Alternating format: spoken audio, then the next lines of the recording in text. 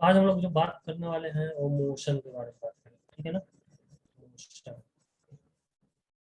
ठीक है ना। ये 9th क्लास का फर्स्ट चैप्टर, ठीक है ना। फर्स्ट चैप्टर है मोशन। तो मोशन के बारे में हम लोग डिस्कस करेंगे कि मोशन क्या है ना। और इस पर जो है न्यूमेरिकल्स देखेंगे और देखिए मोशन में क्या क्या पढ़ना है। सबसे पहली बात यह है कि हम लोगों के पास मोशन जैसे कोई पार्टिकल है, ठीक है ना। तो पार्टिकल और एक ऐसे मूव कर रहा है, तो कार है मान लो, ऐसे मूव कर रहा है। तो ये कार मोशन में है या रेस्ट में है? ये मोशन में होगा और रेस्ट में होगा। इसका पता हम तभी कर सकते हैं जब हमको ऑब्जर्वर डिफाइन हो, ठीक है ना। ऑब्जर्वर डिफाइन, यदि ऑब्जर्वर हमको डिफाइन नहीं है तो हम इस कार को मोशन और रेस्ट में नहीं कर पाए। हमें क्लियर नहीं होगा कि कब मोशन में होगा कब रेस्ट में होगा। अब इन द सेंस कि हम किसके रिस्पेक्ट में मोशन की बात कर रहे हैं। ऑब्जर्व मतलब कहाँ से ऑब्जर्व कर रहे हैं, चीजों को कहाँ से ऑब्जर्व कर रहे हैं, कहाँ से देख रहे हैं उस पार्टिकल। जैसे इस एग्जांपल से हम क्लियर करके एक एग्जांपल बताते हैं और उस एग्जांपल से पूरा क्लियर हो जाए, ठीक है। जैसे एग्जांपल है, ठीक है। जैसे मान लो कि हमारे पास एक कोई कार है,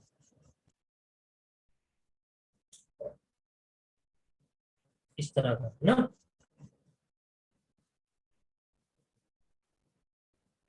सॉरी। और यहाँ कोई मैन है ना। यहाँ कोई मैन, इसको हम कुछ नाम ले लेते हैं ए, ठीक? और एक कार 5 मीटर पर सेकंड से मूव कर, ऑब्जर्वर यहाँ रख दिया,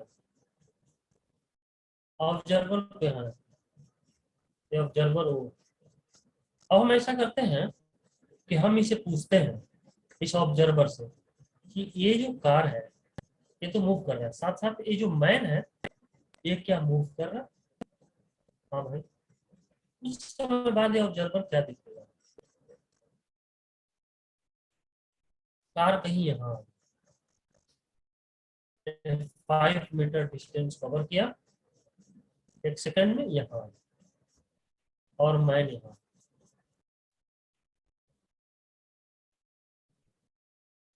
मैन इसी में। अब ऑब्जर्वर से पूछेंगे कि भाई अब बताओ कहाँ है, तो ये कहेगा भाई कार यहाँ,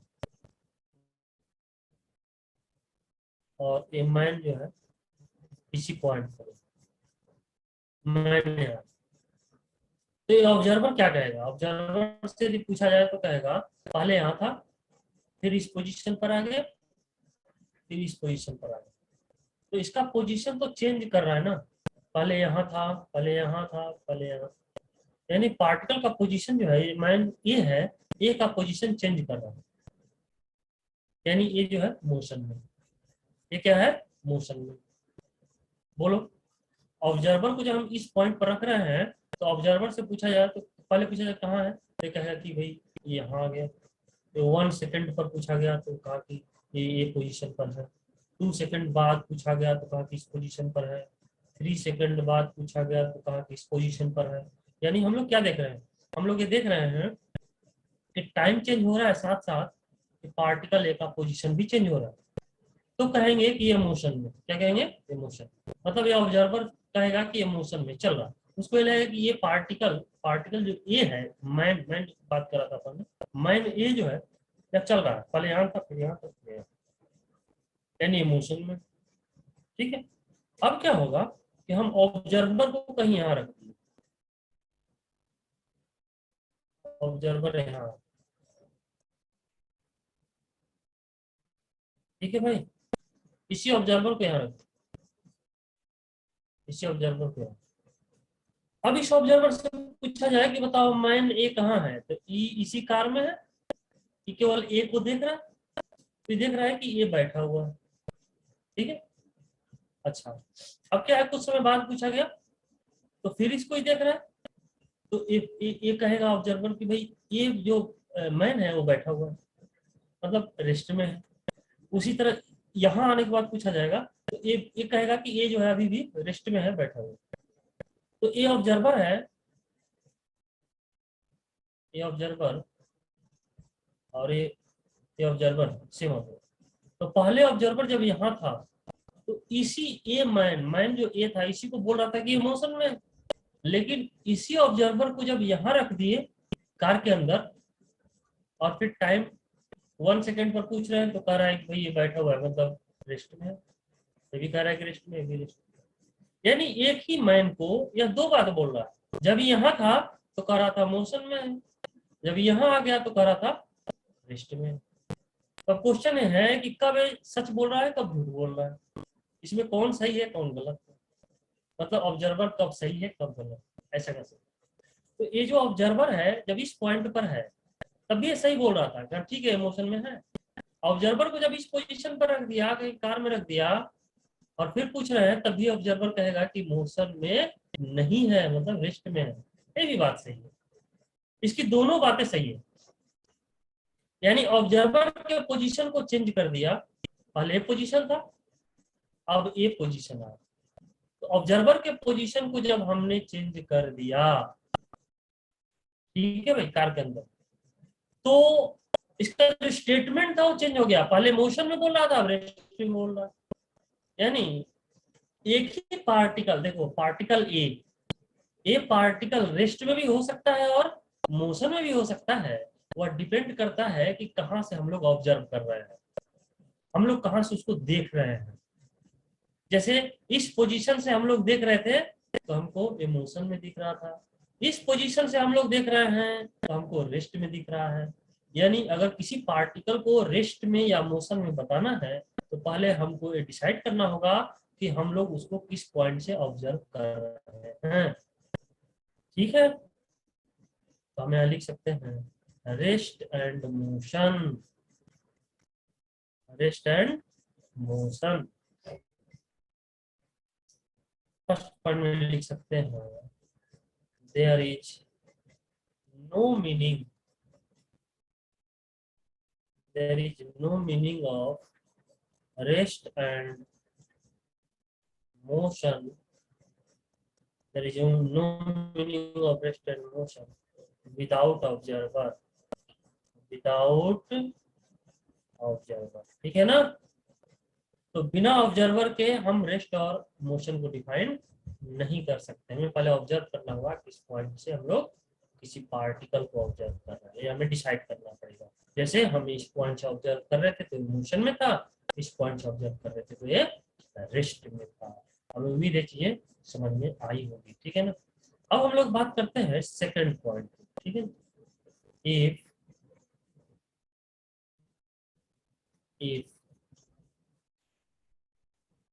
पोजीशन ऑफ पार्टिकल, हम इसको थोड़ा चेंज कर लें, position of particle, position of particle changes with time, changes with time, then it is called, then position of particle, then particle is called in motion।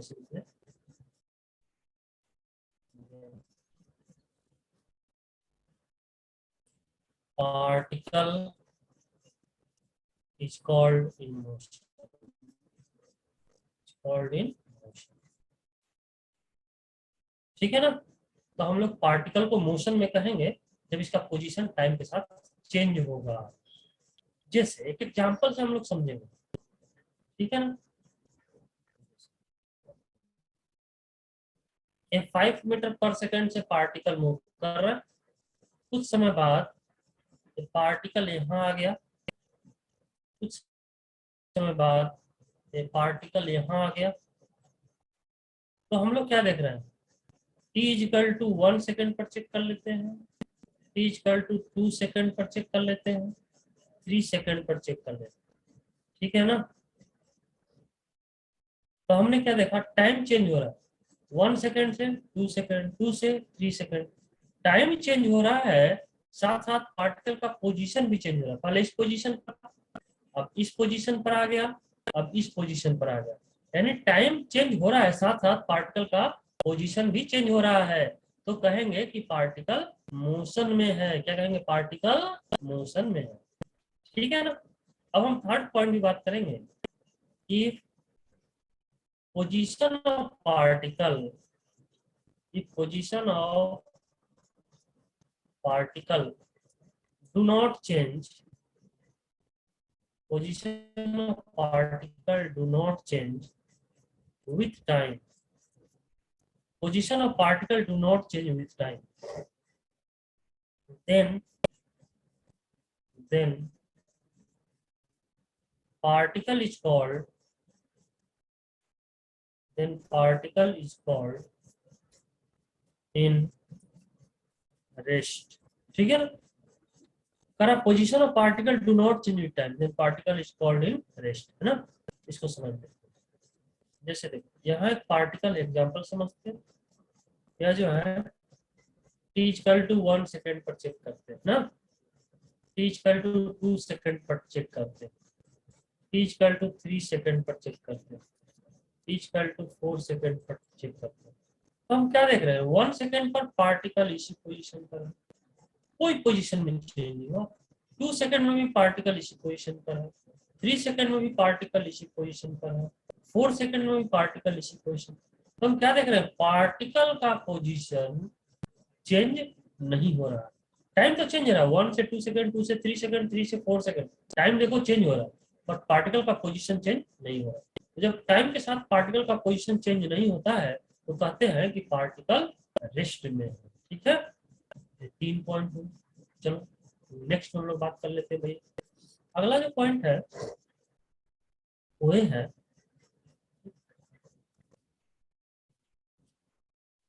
when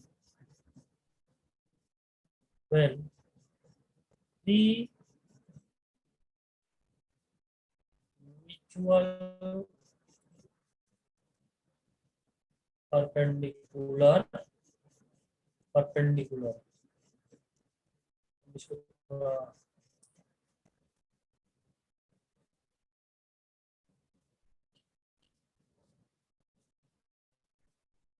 when three mutual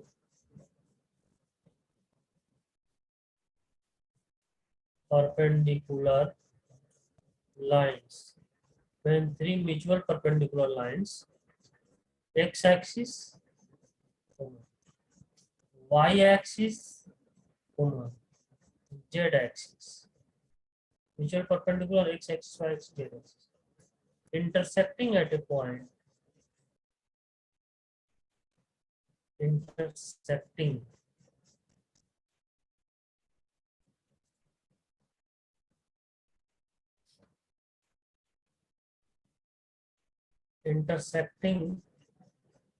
at a point,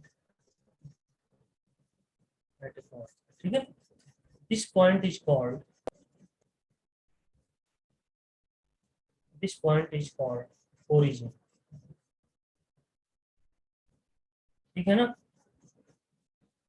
for simplicity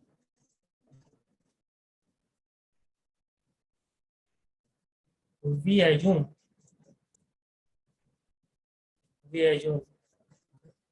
particle in, we assume यहाँ लिख लेते हैं initially particle is at origin। ठीक है ना? we assume initially particle is at origin। जैसे हमारे पास है 3 लाइंस की बात कर रहे हैं,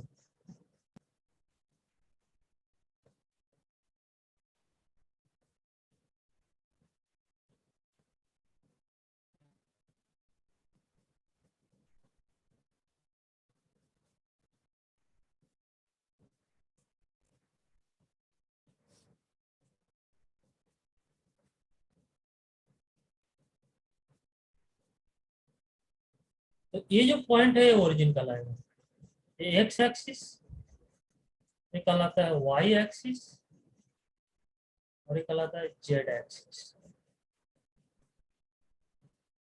ठीक है ना। और ये एंगल जो होता है तीनों में 90 डिग्री, ठीक है।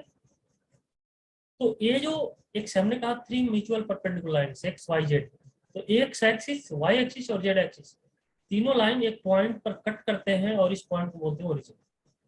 और हमेशा कि पार्टिकल इनिशियली ओरिजिन पर, जब हमारे क्वेश्चन में ये ना कहा जाए कि पार्टिकल कहाँ है, इनिशियली किस पोजीशन पर है, तो हमको जनरली मान के क्या चलना होता है कि ओरिजिन पर है। जैसे समझना है, बहुत सिंपल कंसेप्ट है इसका, कि आप कभी किसी इंस्टीट्यूट में या किसी स्कूल में आप पढ़ने जा रहे हैं, ठीक है। और कोई स्टूडेंट से पूछा जाए, क्या पूछा जाए कि भाई आपका जो स्कूल है वो आपके घर से कितनी दूरी पर है। स्टूडेंट कहता है कि हमारे घर से 2 किलोमीटर दूर पर हमारा स्कूल है, 2 kilometre away from my house. कैसा बताता है कि मेरे घर से 2 किलोमीटर दूरी पर, यानी क्लियर है कि जहां से वो चलना स्टार्ट करता है वहां उसने डिस्टेंस क्या रखा है, 0। यानी उस पॉइंट को ओरिजिन मान लिया। किस पॉइंट को, अपने घर को। तभी तो कह रहा है ना कि 2 किलोमीटर हमने चला, कहाँ, घर से स्कूल तक। तो ये इनिशियली हम लोग कहाँ लेते हैं, ओरिजिन, पार्टिकल को ओरिजिन पर मानते हैं। वो माइंडसेट है कि हम पार्टिकल को ओरिजिन पर मानते हैं। तो यहाँ भी ऐसे ही करना है कि अगर क्वेश्चन में कुछ दिया नहीं है कि पार्टिकल किस पॉइंट पर है, अगर ऐसा दिया है कि एक्स एक्सिस पर 2 किलोमीटर पर है तो अलग मैटर, बट कर रहा है कि पार्टिकल सिचुएटेड है कहीं एक्स एक्सिस पर, वाई ऐसा कुछ मूव कर रहा है एक्स एक्सिस पर, तो आप क्या मानोगे कि पार्टिकल पहले ओरिजिन पर होगा फिर वहां से मूव किया होगा। इसीलिए हमने लिखा फॉर पार्टिकल, ठीक है। उम्मीद है सब समझ में आया। नेक्स्ट में हम लोग बात कर रहे हैं डिस्टेंस के बारे में। डिस्टेंस,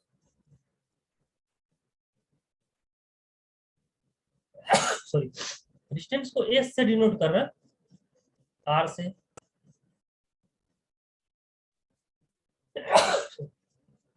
वाई और जेड से डिनोट कर सकते हैं ना। डिस्टेंस क्या है, first condition, it is length of actual path, it is length of actual path travelled by particle, ठीक है ना। सेकंड पॉइंट में it is scalar quantity, scalar quantity,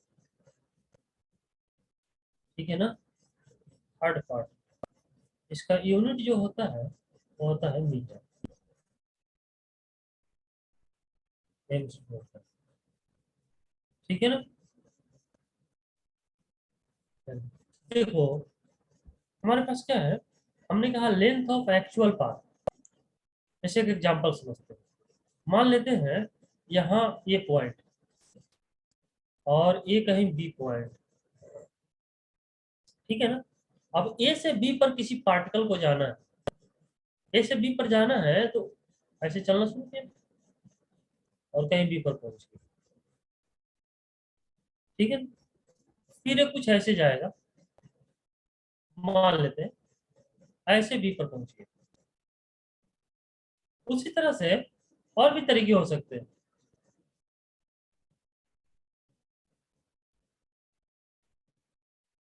ठीक है। ऐसे पहुंच, ऐसे गया, क्लियर है। दूसरा है फर्स्ट फर्स्ट पाथ ऐसे, और भी कई रास्ते हो सकते हैं ना बी पर जाने के लिए। अब हमको चाहिए होगा कि दोनों के बीच का, मान लेते हैं एक पाथ, ये फर्स्ट पाथ है, ये पहला पाथ है, पहला रास्ता है, समझो ना, पहला रास्ता। ये दूसरा रास्ता है, मतलब सेकंड पाथ ऐसे गया, ये थर्ड पाथ है, ऐसे कुछ, ठीक है ना। अब हमारे पास ये है, समझ लो कि यहाँ जब पार्टिकल जा रहा था, तो अब हमको कह रहा है कि फर्स्ट पाथ से जब जाता है तब कितना डिस्टेंस कवर किया। हमने लिखा it is length of actual path, length of actual path, ठीक है ना। बोलो लेंथ ऑफ एक्चुअल पाथ। तो मान लो ये फर्स्ट पाथ से जब गया होगा, तो हम यहाँ से यहाँ तक इसकी लंबाई माप लेंगे, स्केल लेंगे और स्केल से पूरे पाथ की लंबाई मापेंगे, और ये मान लो आ गया 50 मीटर, ठीक है ना। अच्छा, दूसरे पाथ से गया तो अब दूसरे, अब पूछ रहा है भाई यहाँ से यहाँ तक गया 50 मीटर, तो कोई कहेगा 50 मीटर डिस्टेंस कवर किया, बिल्कुल सही है। अब इस पाथ को फॉलो करते हुए कहीं बी पॉइंट पर पहुंच गए, ठीक है। तो अब हमको पूछा गया कि भाई अब सेकंड पाथ से जब गया तब क्या डिस्टेंस अलग का होगा। हाँ बिल्कुल अलग होगा, क्योंकि पाथ ही अलग है, तो पाथ लेंथ यदि चेंज होगा तो डिस्टेंस भी चेंज होगा ना। तो अगर इसका पाथ लेंथ मतलब यहाँ से स्केल से इसकी लंबाई को मापेंगे, ऐसे मापते जाएंगे और कहीं बी पॉइंट पर पहुंचे। जैसे बी पॉइंट पहुंच गए और ये पूरा स्केल से मापा तो करीब मान लो ये आ गया 80 मीटर, ठीक है भाई। तब इस केस में इसका डिस्टेंस जाएगा 80 मीटर। अब जो थर्ड पार्ट से गए, वो कहा कि थर्ड पाथ से क्या डिस्टेंस अलग होगा दोनों से, बिल्कुल होगा, क्योंकि पाथ जो है ये अलग है। अब इस पाथ का लंबाई मापेंगे, लेंथ मापेंगे, मान लेते हैं 100 मीटर। तो देखो इस पाथ से 50 मीटर डिस्टेंस होगा, इस पाथ से 80 मीटर, इस पाथ से 100 मीटर, ठीक है। यदि लंबाई मापते हैं 100 मीटर तो 100 मीटर होगा, यानी एस का वैल्यू इसके लिए ये हो जाएगा, एस का वैल्यू इसके लिए हो जाएगा, और एस का वैल्यू इस पाथ के लिए हो जाएगा। मतलब डिफरेंट पाथ है तो डिस्टेंस डिफरेंट होगा, सेम ही पॉइंट पर जाने के लिए, ठीक है। तो डिस्टेंस क्या है, लेंथ ऑफ एक्चुअल पाथ, जिस पाथ से जाएगा उसका लेंथ जो है डिस्टेंस होगा, क्लियर। चलो नेक्स्ट में एक बात और ध्यान रखना है कि फॉर मूविंग पार्टिकल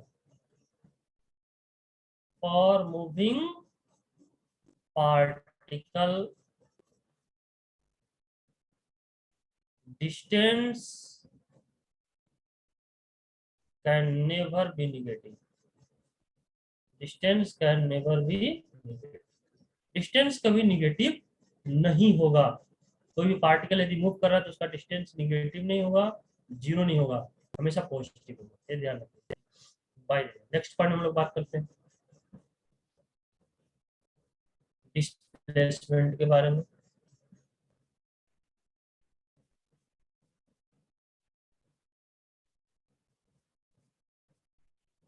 डिस्प्लेसमेंट के बारे में बात करते हैं ना। डिस्प्लेसमेंट को एस से डिनोट करते हैं, बट एरो देते हैं, एरो से वेक्टर क्वांटिटी, आर से भी डिनोट करते हैं बट एरो देंगे, मतलब वेक्टर क्वांटिटी, ठीक है। तो फर्स्ट पॉइंट में लिखेंगे it is shortest distance, shortest distance traveled by particle, traveled by particle between 2 points, between between 2 points, ठीक है। जैसे मान लो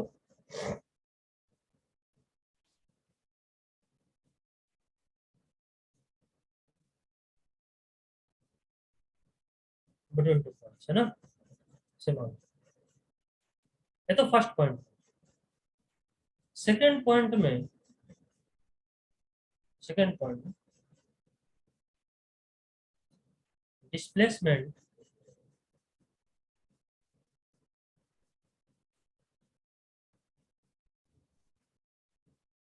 displacement is vector quantity, displacement is vector quantity, ठीक है ना। इसका यूनिट जो होता है सेम होता है मीटर। ठीक, लेकिन ये वेक्टर क्वांटिटी होता है, ये ध्यान रखना है। डिस्प्लेसमेंट वेक्टर क्वांटिटी यूनिट होता है। जैसे एग्जांपल समझो, मान लो कोई पॉइंट है और यह है बी, हमको ए से बी जाना है। अब कोई पार्टिकल ऐसे चलना शुरू कर, ए से बी पर पहुंच गए, बोलो ए से बी पर। दूसरा तरीका क्या हो सकता है ए से बी पर जाने का, समझना। दूसरा तरीका हो सकता है कोई पार्टिकल ऐसे ऐसे कुछ भी, पाथ फर्स्ट, पाथ सेकंड। ठीक है। तीसरा तरीका हो सकता है ऐसे कुछ, ये थर्ड पाथ। ठीक है। ए से बी पर हम लोग जा रहे हैं, तीन तरीका है भेजाने का। पहला तरीका क्या है बताओ, पहला तरीका क्या है?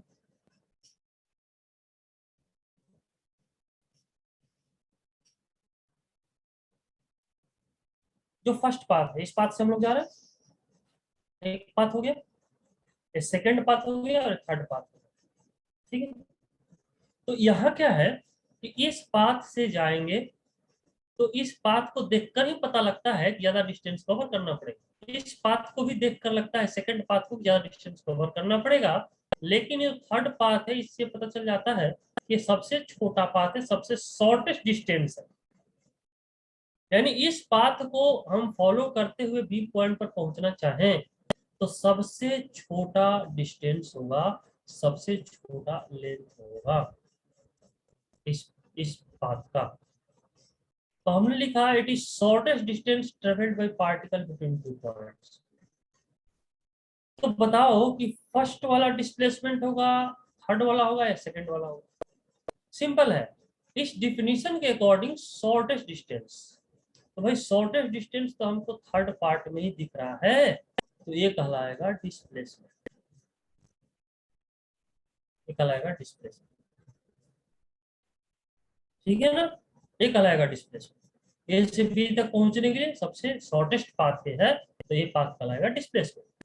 ये पाथ डिस्प्लेसमेंट नहीं होगा, ये भी पाथ डिस्प्लेसमेंट नहीं होगा, डिस्प्लेसमेंट ये पाथ होगा। यानी अगर देखा जाए तो डिस्प्लेसमेंट हमेशा डिस्टेंस से छोटा होगा या डिस्टेंस के इक्वल होगा। और पॉइंट में लिख सकते हैं डिस्प्लेसमेंट, मैग्नीट्यूड लेते हैं,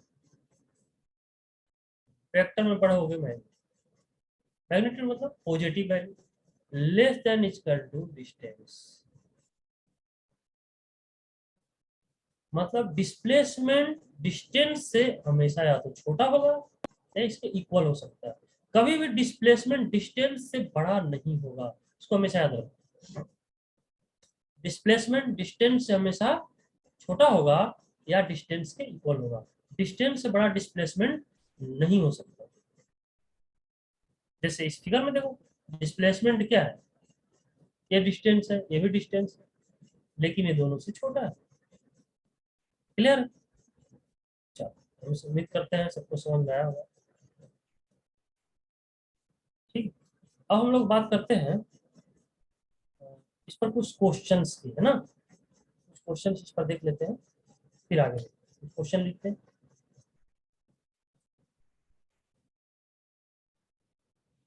तो देखो क्वेश्चन हमारे पास, find the distance at displacement shown in figure. Question में है एक पार्टिकल है जो ए से चलना शुरू करता है, एक पॉइंट से, और फिर ये पूरे सर्कल कंप्लीट करके एक पॉइंट पर आ जाता है। फिर से क्वेश्चन करो, ए पॉइंट से चलना शुरू करेगा, सर्कल कंप्लीट करते हुए एक पॉइंट पर आ गया, तो पूछ रहा डिस्टेंस क्या होगा और डिस्प्लेसमेंट क्या होगा। उसी तरह ए पॉइंट से पार्टिकल चलता है ऐसे, और ये हाफ सर्कल कंप्लीट करके बी पॉइंट पर आ जाता है, तब डिस्टेंस और डिस्प्लेसमेंट पूछ रहा है क्या होगा। एक पार्टिकल है, मान लो बॉल है कुछ, और एक ग्राउंड पर आता है, ग्राउंड पर से इसको हम लोग प्रोजेक्ट करते हैं अपवर्ड, ये कहीं ऊपर जाता है, फिर ऊपर जाने के बाद फिर ये नीचे आता है, ये ग्राउंड पर आ गया। तो पहले, और ये जो जितना हाइट ऊपर जाता है उसका उसका जो हाइट है जितने ऊपर जाता है ना उसका हाइट h दिया हुआ है, उस केस में डिस्टेंस और डिस्प्लेसमेंट पूछ रहा है। एक चीज हम लोगों को ध्यान रखना है, इसमें चाहे तो लिख सकते हैं डिस्प्लेसमेंट में 5 पॉइंट में, when particle after motion, when particle after motion come back to initial position,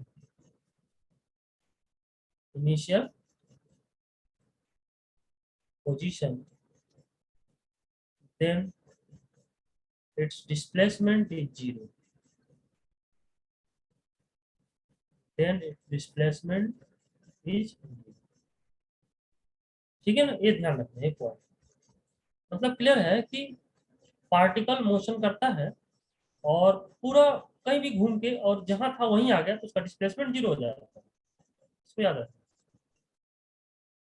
जैसे तुम अपने घर से चले स्कूल के लिए और स्कूल से फिर घर आ गए और घर पे कोई बैठा हुआ है, पूछा कि आप जब गए थे स्कूल और फिर घर आ गए तो कितना डिस्प्लेसमेंट आपका हुआ, तो आप कहोगे जीरो। क्यों? क्योंकि जहां से आपने स्टार्ट किया था जिस पॉइंट से और मोशन के बाद फिर उसी पॉइंट पर आ गए तो उस केस में डिस्प्लेसमेंट जीरो, लेकिन डिस्टेंस जीरो नहीं होगा।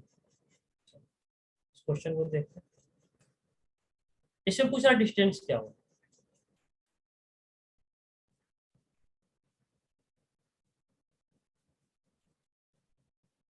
ठीक है, तो देखो यदि पार्टिकल ए पॉइंट से चला और मूव करते हुए फिर ए पॉइंट पर आ गया तो टोटल इसका लेंथ जो होगा, जिस पाथ से गया उस पाथ का टोटल लेंथ हम मापेंगे तो उसका डिस्टेंस हो जाएगा। तो किसी भी सर्कल का टोटल लेंथ जो होता है वह सरकमफ्रेंस के बराबर होता है। इसका सरकमफ्रेंस आएगा 2πr, यानी डिस्टेंस हो जाएगा 2πr।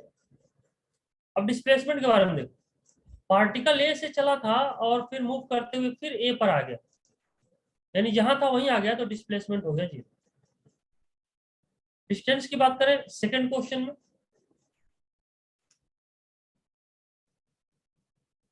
है ना,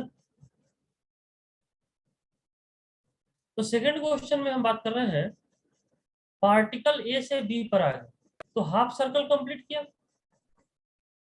तो टोटल सर्कल कंप्लीट करता तो कितना डिस्टेंस होता 2πr।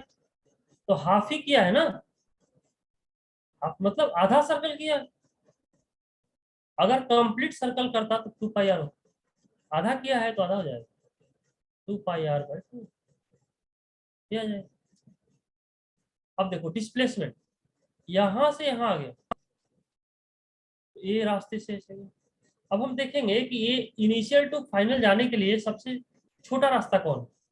सबसे छोटा रास्ता ये दिख रहा है, सबसे शॉर्टेस्ट पाथ ये दिख रहा है, ये पाथ। तो ये पाथ जो होगा डिस्प्लेसमेंट हो जाएगा। तो यहाँ से यहाँ तक आर है और फिर यहाँ से यहाँ तक आर, क्योंकि रेडियस दिया हुआ है ना, तो यहाँ से यहाँ तक रेडियस, तो यहाँ से यहाँ तक रेडियस, यानी ये हो गया आर और प्लस आर मतलब 2r। 2r इसका डिस्प्लेसमेंट। अब देखो ये बॉल है, ये बॉल ऊपर जाता है, एच हाइट कवर करता है, मतलब कितना डिस्टेंस कवर करेगा एच। इसका ऐसे कहें इसका लेंथ जो होगा एच हो जाएगा। फिर यहाँ से ऐसे मूव करके फिर नीचे आएगा, यानी जितना ऊपर गया उतना नीचे, तो ऊपर जितना लेंथ होगा उतना ही नीचे होगा। बॉल फिर यहाँ एच और इधर आने समय एच, मतलब जाते समय एच लेंथ हुआ, आते समय भी लेंथ एच ही हुआ, तो टोटल लेंथ हो जाएगा 2h। तो 2h जो होगा इसका डिस्टेंस हो जाएगा। डिस्प्लेसमेंट क्या आएगा, तो ग्राउंड पर था और फिर ग्राउंड पर ही आ गया, जहां था वहीं आ गया, तो डिस्प्लेसमेंट हो जाएगा जीरो। हमें उम्मीद है समझ में आ गया। नेक्स्ट क्वेश्चन करते हैं।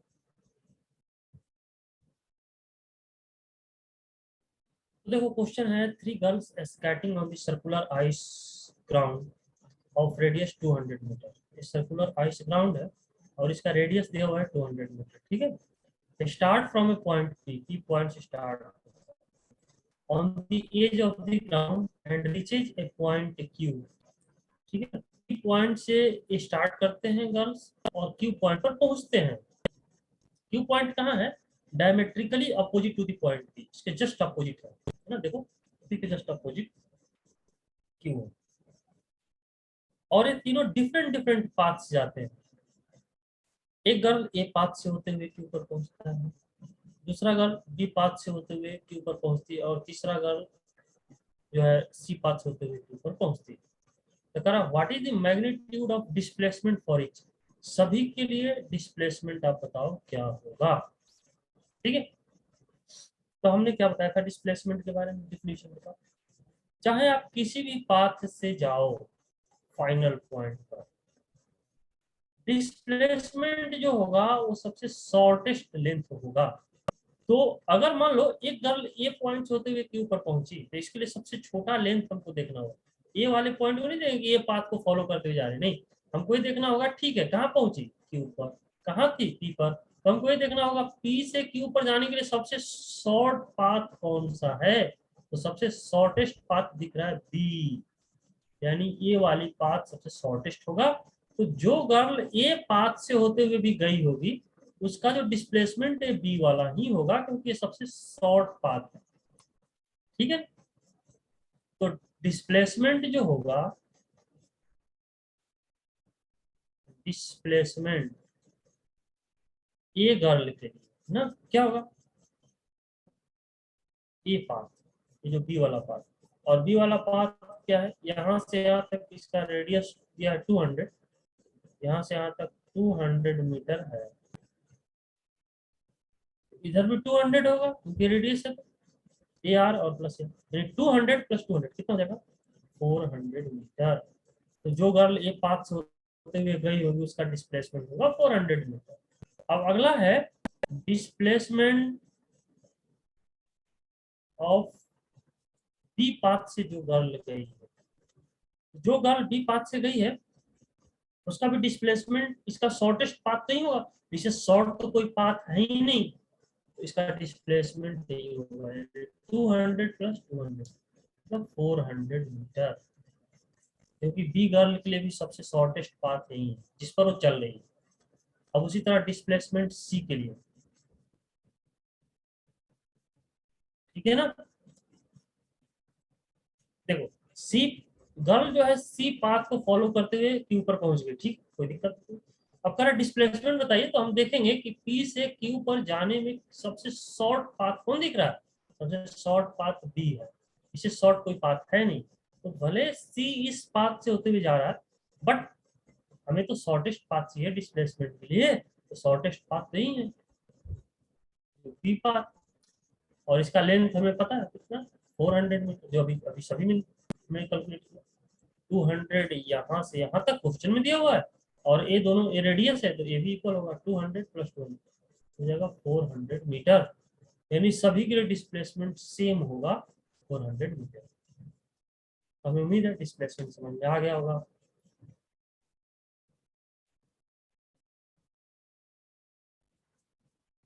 हम लोग जो बात करने वाले हैं वो स्पीड के बारे में ना, हम लोग देखेंगे स्पीड के बारे में।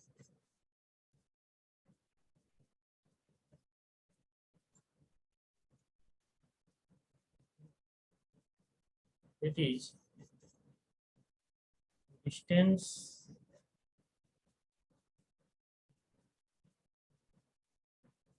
covered by particle in 1 second, ठीक है, it is distance covered by particle in 1 second. इसका यूनिट जो होगा मीटर पर सेकेंड होगा, और it is scalar quantity, scalar quantity, ठीक है, ये जो होता है स्केलर क्वांटिटी, इसका यूनिट होता है मीटर पर सेकेंड। मतलब स्पीड क्या है, कोई भी particle, it is distance covered by particle in 1 second, मतलब कोई पार्टिकल है, और हम लोग देखेंगे कि 1 सेकेंड में कितना डिस्टेंस ही कवर करता है। तो मान लेते हैं कि 1 सेकेंड में या 10 मीटर डिस्टेंस कवर करता है। कितना? 10 मीटर। 1 सेकंड टोटल डिस्टेंस कितना कवर किया? 10 मीटर। इसका स्पीड जो हो जाएगा 10 मीटर पर सेकंड। ठीक है। अब जैसे मान लो कि अगर किसी कार या कोई पार्टिकल का स्पीड दिया है 50 मीटर पर सेकंड, ऐसे दिया हुआ, तो इस डिफिनेशन से क्या पता चलता है कि 1 सेकंड में, 1 सेकंड में कितना मीटर डिस्टेंस कवर करेगा? 50 मीटर। ठीक है। 1 सेकंड में कितना डिस्टेंस कवर करने वाला है? 50 मीटर। जैसे बाइक पर स्पीडोमीटर लगा रहता है, बाइक का उस पर लिखता है, थोड़ा सा बड़ा यूनिट होता है, 40 किलोमीटर पर आवर, ऐसे लिखा है। यानी कि अगर मान लो आपकी कोई कार है, वो 40 किलोमीटर पर आवर चल रही है, इसका स्पीड 40 किलोमीटर, इसका मतलब 1 आवर में कितना डिस्टेंस कवर कर लेगा? 40 किलोमीटर। तो हमने एक प्रैक्टिकल एग्जांपल बताया, जनरली आप लोग देखते हो, है ना। बट हमारा डिफिनीशन क्या कहता है? हमारा डिफिनीशन कहता है कि 1 सेकंड में जो डिस्टेंस कवर करेगा वही कहलाएगा स्पीड। यानी 1 सेकंड में 10 मीटर, तो 10 मीटर पर सेकंड इसकी स्पीड होगी। ठीक है। अब यहाँ देखो, यहाँ जो है यह मीटर है और ये सेकंड। सेकंड भी स्केलर, मीटर भी डिस्टेंस का यूनिट होता है, स्केलर। डिस्टेंस तो स्केलर होता है, टाइम भी स्केलर होता है।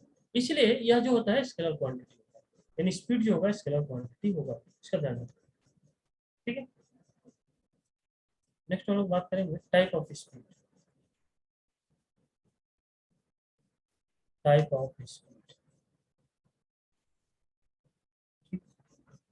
पहला हम लोग का इंस्टैंटेनियस स्पीड।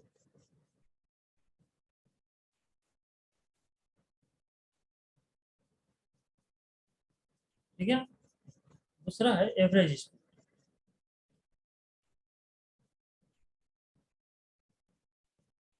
थर्ड है यूनिफॉर्म स्पीड।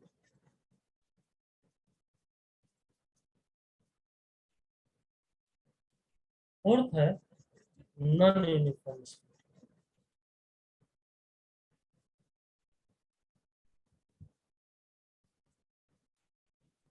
ठीक है। Instantaneous speed, average speed, uniform and non uniform speed. तो हम लोग बारी बारी से इसका डिफिनेशन को समझेंगे। ठीक है। तो फर्स्ट हम लोग का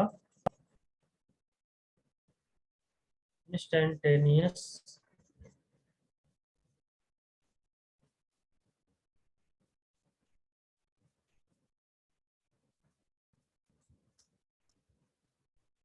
स्पीड है ना। It is speed of particle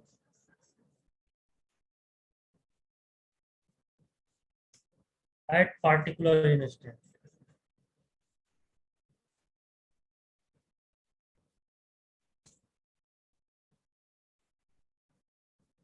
It is speed of particle at particular instant. ठीक है।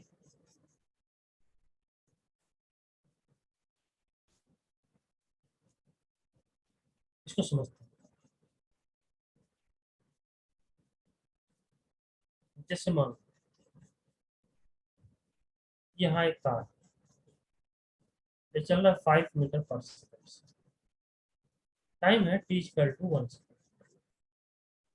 1 सेकंड पर हम इसका स्पीड मेजर कर रहे हैं 5 मीटर पर सेकंड। यहाँ एक चीज ऐड कर सकते हैं, it is also called speed.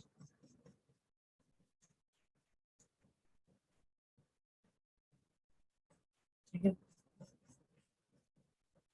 अब मान लो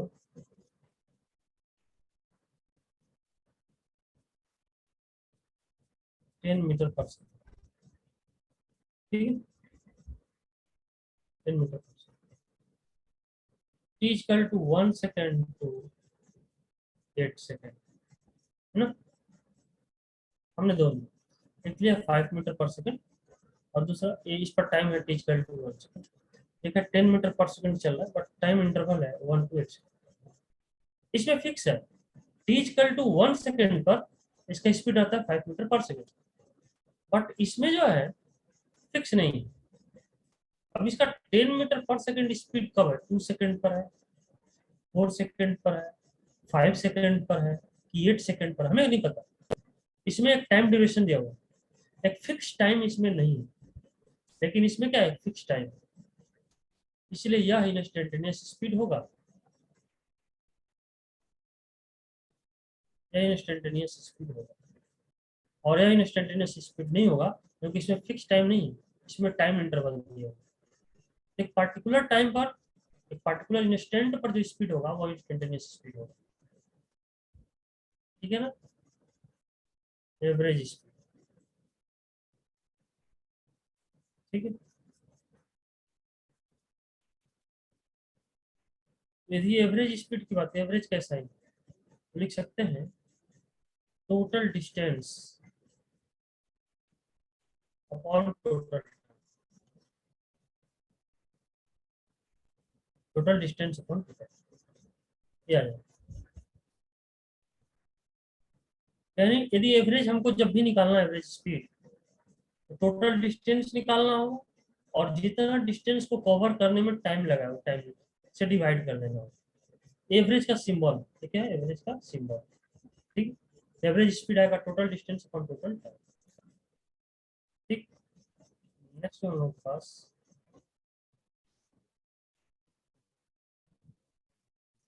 यूनिफॉर्म स्पीड।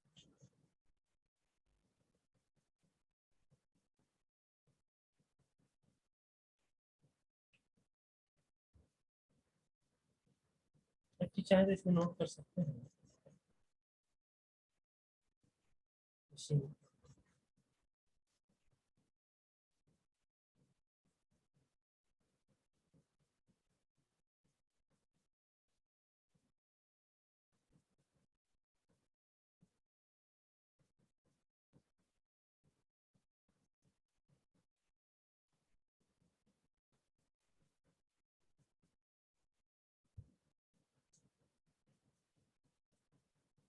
ये फर्स्ट पॉइंट है। Second point average speed, if particle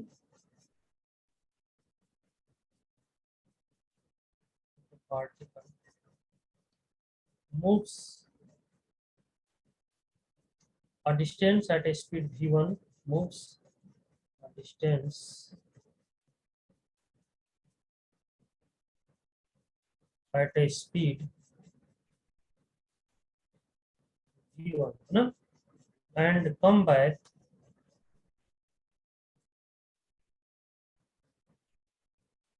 at speed v2, then जो एवरेज स्पीड होगा वो जो होगा 2v1 v2 upon v1 plus, इसको फ्रीक्वेंटली याद रखें। कहने का मतलब क्लियर है, आप फिगर समझो।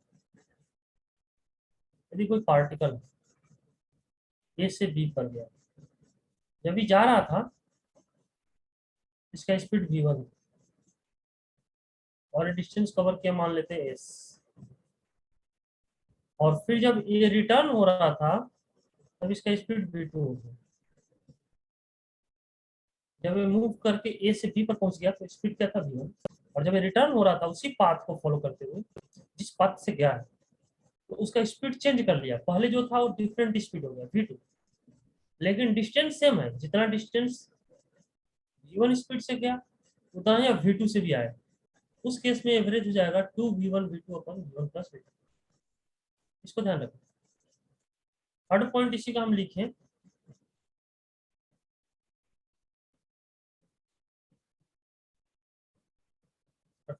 ठीक है, एक particle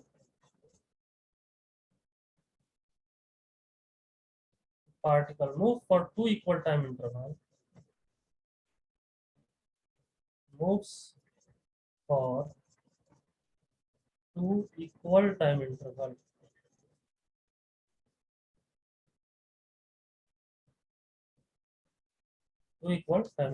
then v एवरेज जो होगा क्या हो जाएगा v1 प्लस v2 अपॉन, इसको समझ लो। कोई पार्टिकल है और मान लो कि ये जो है v1 स्पीड से पी पॉइंट पर चला गया और यहाँ से यहाँ तक जाने में टाइम लगा, मान लेते हैं 1 सेकेंड चाहे 2 सेकेंड, ठीक है। अगेन बी से सी पर पहुंच गया और जब बी से सी जा रहा था तो स्पीड हो गया v2, स्पीड चेंज कर ली, लेकिन बी से सी तक पहुंचने में टाइम 2 सेकेंड ही लगा। तो यहां से यहां तक भी 2 सेकेंड, यहां से यहां तक भी 2 सेकेंड। जब स्पीड इसका v1 था तब 2 सेकेंड लगा, और जब स्पीड बढ़ाया v2 तब भी 2 ही सेकेंड लगा सी पॉइंट पहुंचे।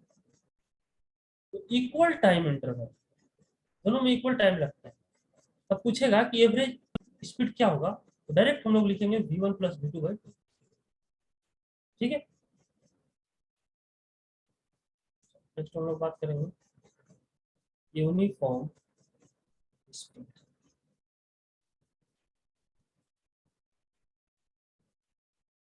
when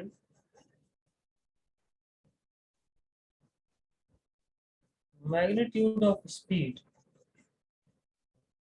magnitude of speed of particle,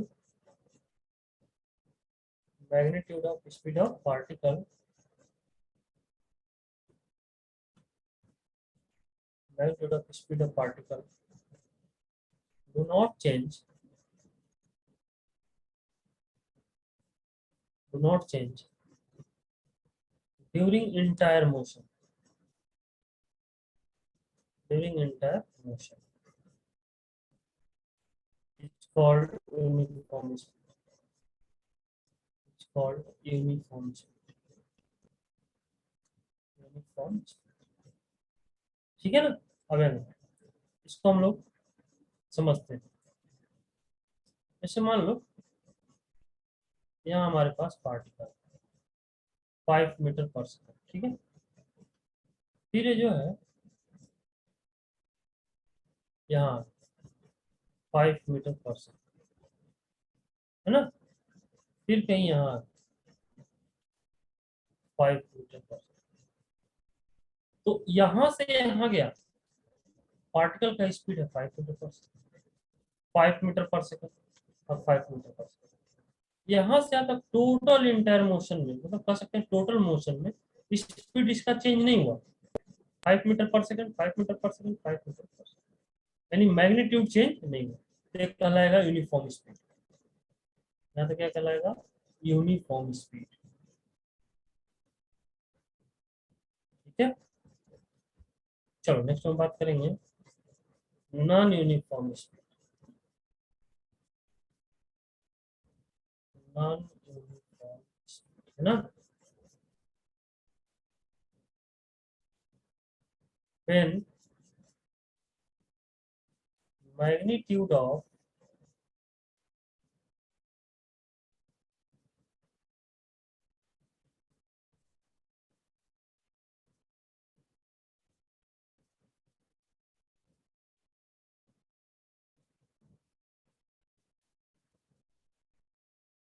speed of particle,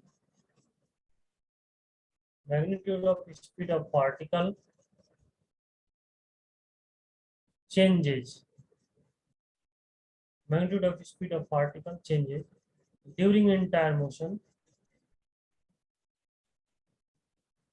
during entire motion is called non-uniform speed, non-uniform speed, ठीक है। इसको हम लोग नॉन यूनिफॉर्म स्पीड बोलेंगे। मतलब क्लियर है। 5 मीटर पर सेकंड, उसमें बात चेक कर रहे हैं तो 15 मीटर पर सेकंड, उसमें बाद फिर चेक कर रहे हैं तो 25 मीटर पर सेकंड। तो ये कार जो है, ये पार्टिकल जो है पहले चल रहा था 5 मीटर पर सेकंड, इसका मैग्नीट्यूड था स्पीड का। अब कितना हो गया, 15 मीटर पर सेकंड। अब कितना हो गया, 25 मीटर पर सेकंड। तो हम क्या देख रहे हैं कि इसका स्पीड का मैग्नीट्यूड चेंज हो रहा है। तो मैग्नीट्यूड जब चेंज हो रहा है तो ये कहलाएगा नॉन यूनिफॉर्म स्पीड। इसमें मैग्नीट्यूड चेंज नहीं हो रहा था तो यूनिफॉर्म स्पीड था। इसमें मैग्नीट्यूड चेंज हो रहा है, 5 से 15 हो गया, 15 से 25 हो गया, तो ये कहलाएगा नॉन यूनिफॉर्म स्पीड। ठीक है, तो उम्मीद है सबको समझ में आ जाए।